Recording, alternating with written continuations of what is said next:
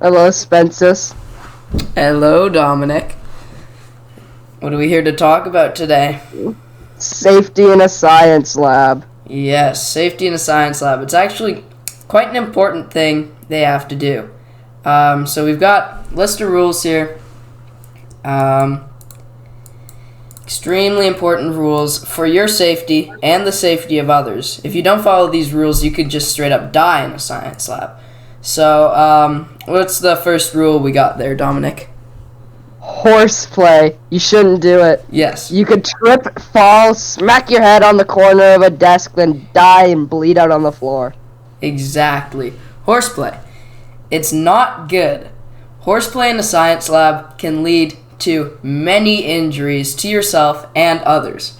It can lead to dire consequences. Dire consequences. So no punching, no kicking, no running about, no jumping on desks. Just be calm, cool, and collected in a science lab.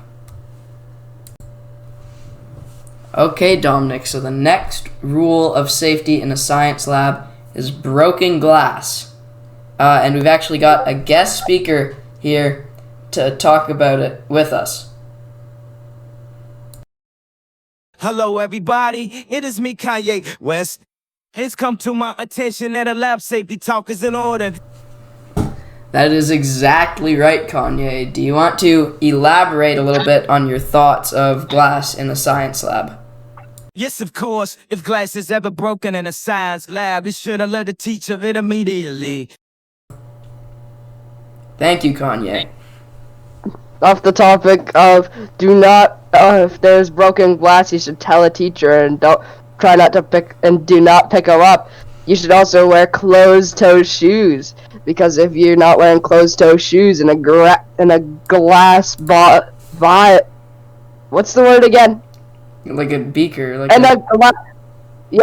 a beaker or test tube breaks by your feet. A bunch of glass doesn't go into your feet, and you go, yeah! Ouch! Yeah, it's extremely important to wear closed-toed shoes because someone could step on your foot, someone could drop a glass on your foot, someone could drop a very heavy piece of metal on your foot. It's just not good. There's too many risks, and you could break your toes, which is no fun. So, and if you break your toes, the teacher might have to amputate. That's true. Alright, so the next point on the list is about no food, no drinks, and no chewing gum. This may sound like bogus when you hear it at first, but I'm going to change your mind.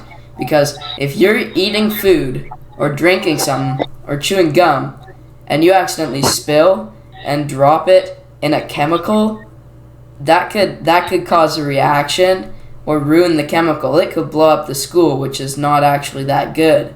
So, Dom, you have anything to add to that?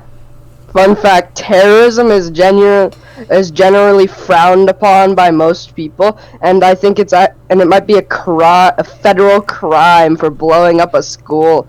You'll be tried as an adult, I presume, for blowing up a school.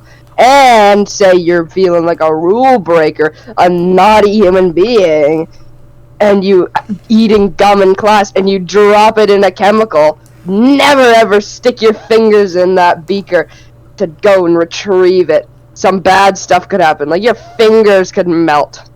That's true, which leads us to our next point about keeping our workspace tidy, which ties into our other point, because you could drop something, you could break something if it's not in an organized fashion. If a glass object is on the corner of a desk and you so much as bump the desk, you could knock it off and it could spill all over the floor and break, which no one wants. So that's why you have to keep it tidy. On the topic of horseplay, we're going to move over to tomfoolery/shenanigans. Tomfoolery and shenanigans are not very good, Spencer, right? No, they are not. Tomfoolery and shenanigans will not end good for you. If you get caught getting up to tomfoolery, you may be sent down to the principal's office. So make sure, if you see Spencer getting up to no good, doing tomfoolery / shenanigans, you report them to the principal. And shenanigans are a risk to everyone around you. Shenanigans are not good, but in fact, you may think you're safe, but in fact, you are putting other people around in the same workspace at risk. That's very true. Death! That's very true. Alright, so the next point I have here is about not touching stuff that you aren't supposed to touch. This is important because there are chemicals in a science lab, and you might think you know what they are, but in fact, you don't know what they are, and they could be harmful to your skin. They could burn your fingers off, which is not good. Dom, do you have anything to add? Yeah, say you were to go touch something that you weren't supposed to, you could get in serious trouble.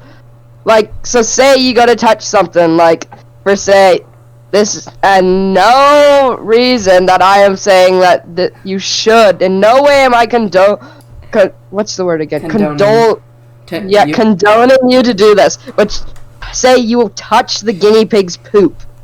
You may get extremely sick if you going back to the no food, drink, or chewing gum. You may go to eat after, say, touching the guinea pig poop like you weren't supposed to touch. And then you may get really sick. Now, it may sound good that you might be able to stay home from school for a few days, but it's not that fun. If you eat animal feces, you might get extremely sick. You could get pneumonia. Yeah. Violently ill. It's no good. It would be no fun. So that's why you probably shouldn't touch things you aren't supposed to. Carrying on with the topic of don't touch stuff you're supposed to. Wqudeeming. Huge danger in a science lab. You should never wqudeem inside a science lab. If you wqudeem... Yeah, you shouldn't wqudeem anywhere for that matter, honestly. Wqudeeming is highly dangerous. You put everyone at risk. Everyone within a 12-mile radius at risk. Yeah. So, that's wqudeeming. No wqudeeming. Don't do it in a science lab. Don't do it anywhere. Alright, so that about concludes our podcast on the topic of safety in science lab. And just make sure you remember all these rules. Be safe when you're in a science lab so you don't hurt anyone. And that's about it. Toodaloo. And also, remember not to wqudeem. Remember not to wqudeem.